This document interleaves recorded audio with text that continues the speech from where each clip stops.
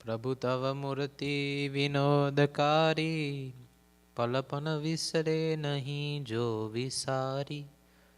जुगल चरण सोल चिन्ह जेह, नजर समीप रहो हमारी एह। हरे कृष्ण महाराज नीजे, घनश्याम महाराज नीजे, स्वामीनारायण भगवान नीजय। Our beloved and Almighty Supreme Lord Swaminarayan, all of you devotees who are followers of Puja Guruji, and all of you viewers who are watching, my humble Jai Swaminarayan. When we're in our childhood,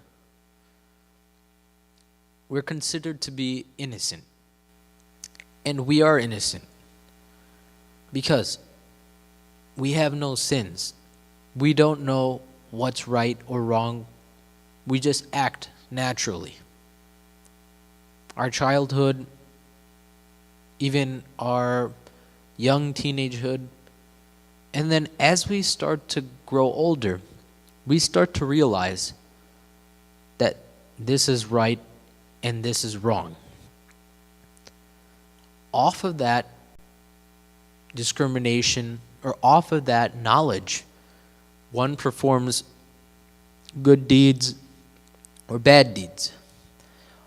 If one performs good deeds, then one is considered to be a good person in society.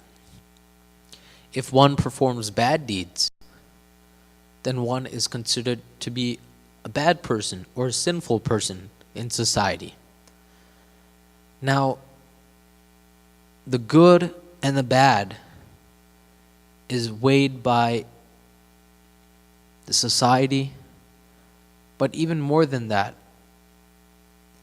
it's weighed by the people who we live around. Now, the people who we live around know us the best. They know how this person is. They know how we are. They know how we act. They know what we like. They know what we don't like. But even so, we still react or we still behave in such a fashion that is not up to standard with God's level. Meaning, how does God want to see us? And how are we acting as of right now? That's what you really need to calculate in order to progress. Now, off of that calculation, one can see how much spiritual growth one is making. But if you're sinful, you should change to become a good person. If you're a good person, you should excel more to become a better person. Those are the regular standards.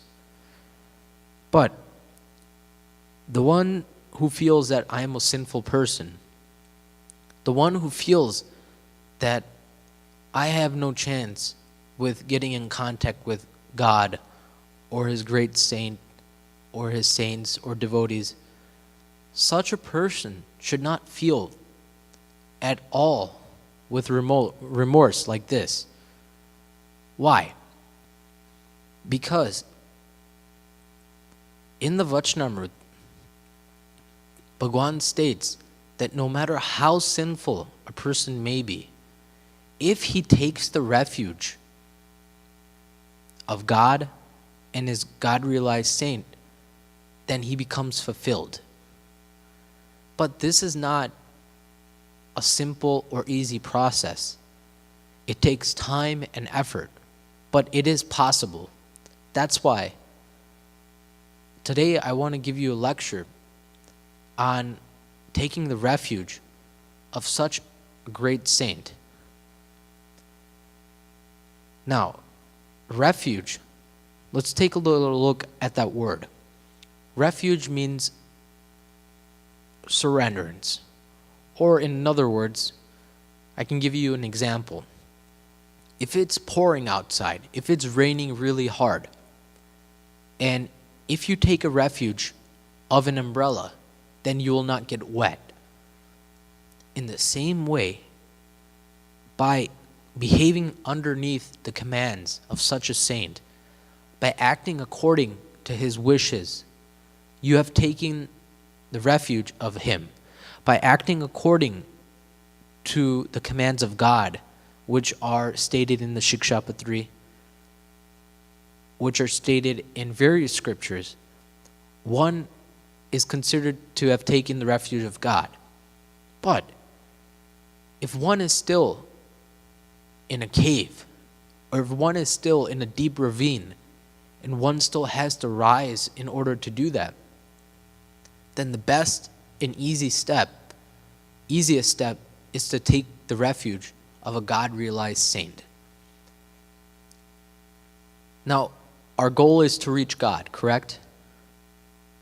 Then, if one has to reach God, one has to recognize who he is. For example, the President of the United States.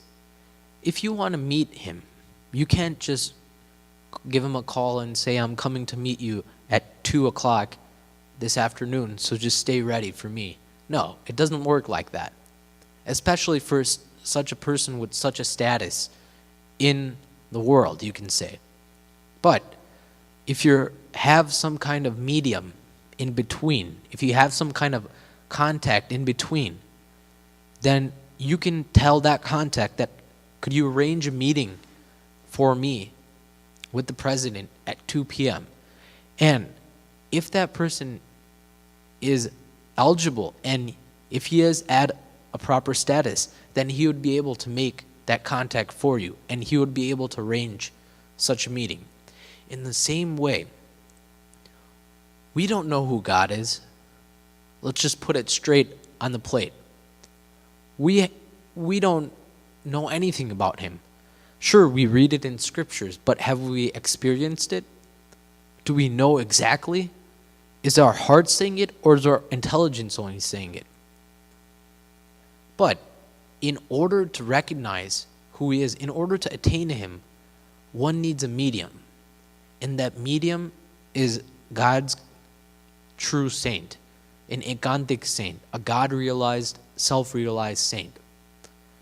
Now, in the beginning, my point and topic was sin. Now, let's match the ekantic saint with a person who is sinful. Now, a person who is sinful does the worst acts that are very, very bad in the society. People consider that person to be the worst. They don't want to associate with him because whatever he does. Now, taking that person, he's element A. What element A has to do is join with element B, which is the ekantic saint. In order, when that happens, just like in chemistry, when you mix two elements together, then another reaction occurs. In the same way, mixing these two together, the reaction of God happens. It takes place. It becomes a process. It starts. But this process has to start in order for that reaction to occur. Now, I'm reminded of a story in the time of Shree Maharaj, about 220 years ago. There's a great devotee by the name of Jibai. Now, Jibai, he was a staunch devotee, and he worshipped God, and he had no kind of sin in him. But his son, whose name was Abesi, was the complete opposite. Now, Abesi, how could I describe to you Abesi? Abesi, from the village of Lordika, was such a sinful person that no one can even imagine. Everyone knew what kind of deal he was, what kind of things he did. Now, once, on the pious day of Ekadasi. Now, Ekadasi, what does one do? One fasts. So, fasting, one takes fruits, milk, juice, and grains such as moreyo or rajagro. These are the simple, basic, you can say, foods that one can eat on Ekadasi.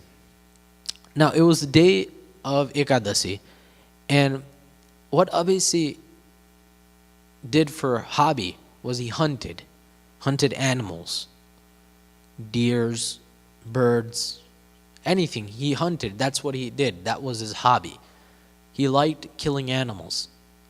So, on the day of Ekadasi, Abhisi went to hunt.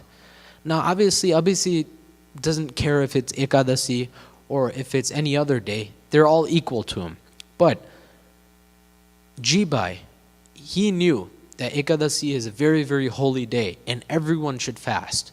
It comes every month, twice a month, and in a year there's 24 Ekadasis. Now, for all of you kids who are watching, Ekadasi is very, very important to fast on that day. You don't have to stay hungry.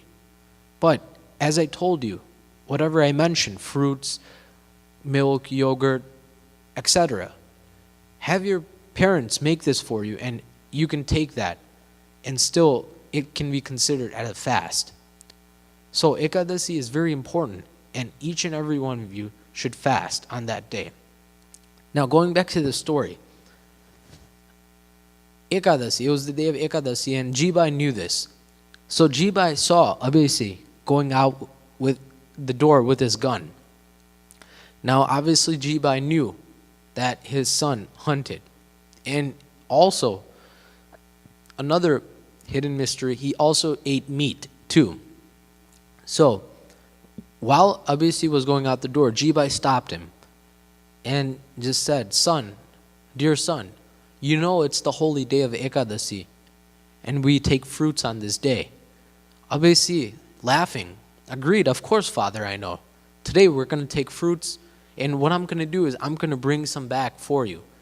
I'm going to bring back some fasting food that you can eat on this Ekadasi day." Jibai was surprised that some kind of change has occurred in my son. It's the day of Ekadasi, and maybe Bhagwan has changed his intelligence around. So Jibai was excited. He was like, "Great, I'm ready. When you come back, I'll be waiting for you, and then we'll take farad, we'll take food together." So Abhisi went off in his daily routine. And what Abhisi did was he saw some pigeons on a tree. And he thought in his mind, "I know just the perfect food that I want to give my father today." So what he did was one by one, he started shooting the pigeons down. And he shot about a dozen pigeons down, and then they died. And what he did was he pulled the tongues out of each and every pigeon, and he fried it in deep oil. He fried it in oil, he deep fried it in oil, and then after that, he put it on a plate, covered the plate so no one else can see it. And what he did was he came back to his father. Jibai was surprised. He said, "You came back so early, so soon. I'm very eager to see what you have for us." So Abhisi took the dish and he just revealed the dish to him. On seeing this, Jibai asked, "What is this? I've never seen this before." Abhisi said, "Try it." Jibai said, "First, son, please tell me what this is." So Abhisi told him, "It's fried pigeon tongues. Please have one." Jibai completely was destroyed inside. He became very disturbed. And he thought to himself that, "What kind of son have I raised?" And after that, he went away. He left home. He decided never to return because of his son's act. Abhisi obviously had no remorse, and he just went off in his daily routine. But Jibai went to a near village where Sadguru Gopan Swami lived. Gopan Swami was such a great saint, a Bhagwan. Out of all the saints, Muktanand Swami and Gopan Swami, these were the two primary saints that Bhagwan had established and made in charge, and also had given them the proper status. So they were kind of like role models for all the other saints, devotees, everyone, you can say. So he went to his guru, Gopan Swami, and Gopan Swami asked, Jibai, why are you so disturbed? Why are you like this right now? So Jibai explained and counseled, or Gopan Swami counseled Jibai and told him that don't worry, everything will be okay in a short time. So Jibai stayed there for a little while, couple days, and then Abesi, one day he had no luck in hunting, so he was returning back and he had to cut across the village where Gopan Swami was. So as he was cutting across, he met Gopan Swami there. Now Gopan Swami called Jibai. Gopan Swami recognized him, or Gopan Swami recognized Abesi. He saw that Abesi was, this was the son of Jibai. So he called him. And Jibai was also there. So Jibai introduced Abesi to Gopan Swami, and Gopan Swami welcomed him. Gopan Swami knew the whole situation because Jibai had explained everything. So just by Gopan Swami's aura, just by his presence there was some kind of different feeling in Abesi's heart. Now, one thing is, wherever a God-realized, self-realized saint resides, that place is called in Sanskrit, and also titled in the Vachnamrut, Sarangpur 7th chapter, Namik Sharinik Kshetra. Now, that's such a long word to remember. So I want you to kind of just understand the concept more. Everyone knows what a magnetic field is, correct? The earth has one. Even some technology here on earth also has a magnetic field. Now, the magnetic field is such an area where that area, anything that's iron or anything that can be attracted to a magnet is attracted pretty much. It sticks. Now, such a field is something that a saint of this status has, but not in the form of science. You may think that such a saint iron is attracted to such a saint. No, not like that. I want you to think a little higher up.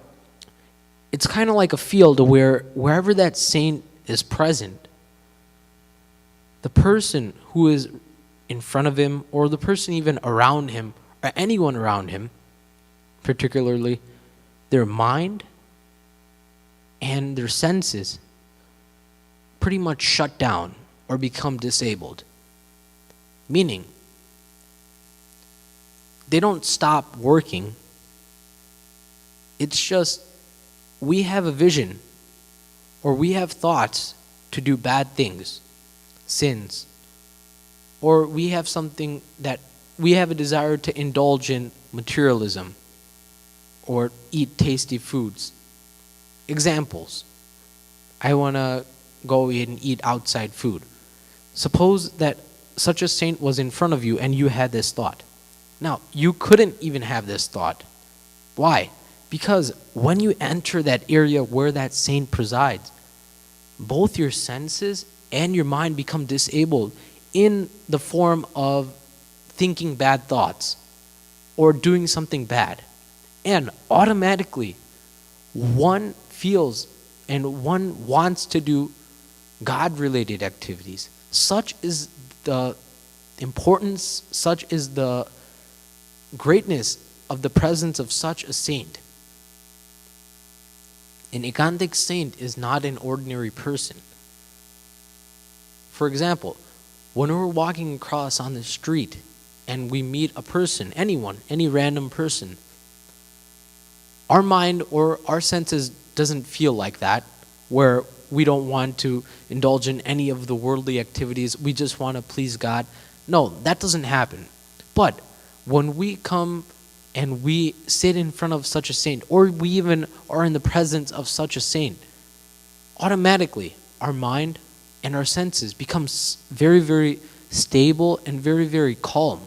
And one does not feel like indulging in any worldly objects. One feels like doing such kind of activities like chanting God's name, or doing kirtans, singing kirtans, or reading scriptures. One feels like one wants to do, or one has a desire to do, God-related activities. This is the greatness of his presence.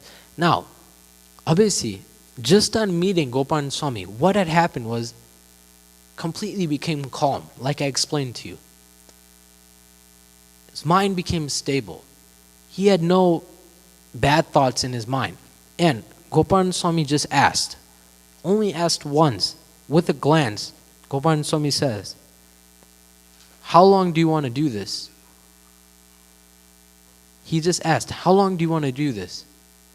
Obviously, without any kind of intention, without any other thoughts, he said, "Until I met you, Swami." That's it. Now, Gopan Swami did not have to give a long lecture to him that you are doing bad things. You should not be hunting. You should not be eating meat. You should not be disobeying your father's orders. Nothing. He was not even, particularly, he was not doing anything. He did not even give a lecture like that. Automatically, Gopan Swami just asked, "How long do you want to do this?"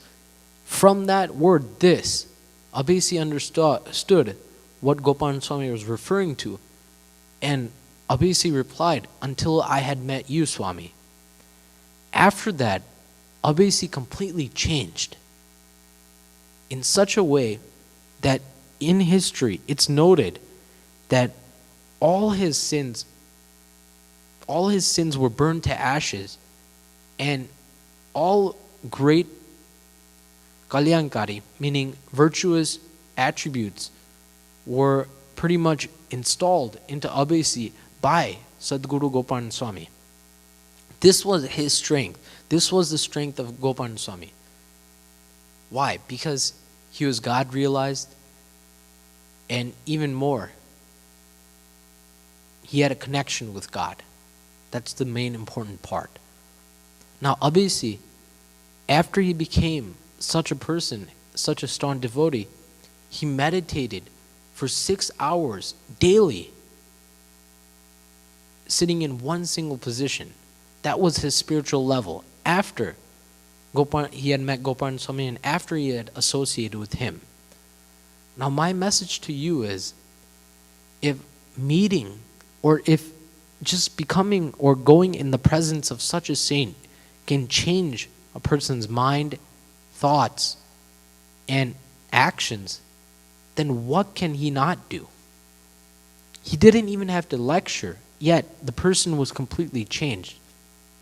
In the same way, if one wants to meet such a saint in this present time, then Puja Guruji is such a saint.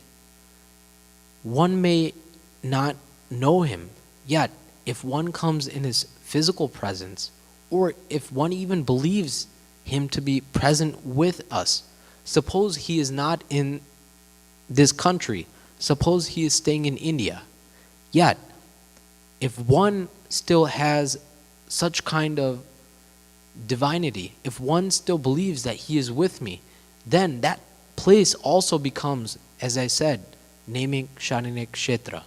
But this can only happen if one believes. And if one wants to test in a physical presence, then when one comes here and one stands in front of him or one just is around him, then automatically one's mind and senses become disabled towards the world. One cannot do anything bad.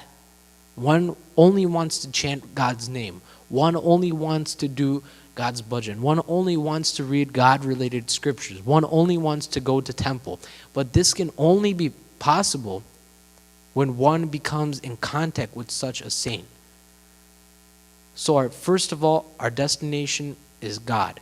But as we recap, we need some kind of medium in order to do that. The medium, as I explained to you, is the God-realized saint, association with him. When this happens, then one can experience God.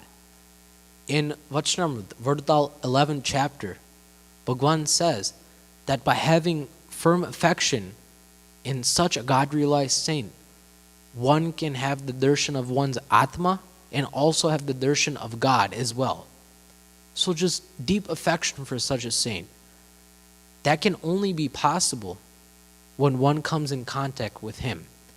So, please, wherever you are, find such a saint and completely surrender and take refuge unto him and do what he says and associate with him, and then let me know what kind of experience you will feel or you will feel in the future.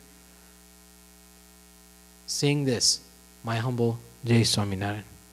Shri Patim Shri Dharam Sarvadeveshwaram Bhakti Dharmatmanam Vasudevam Hare Madhavam Kesavam Kamadam Karanam Swaminarayanam Nilkantham Bhaje. Hari Krishna Maharaj Ni Jai.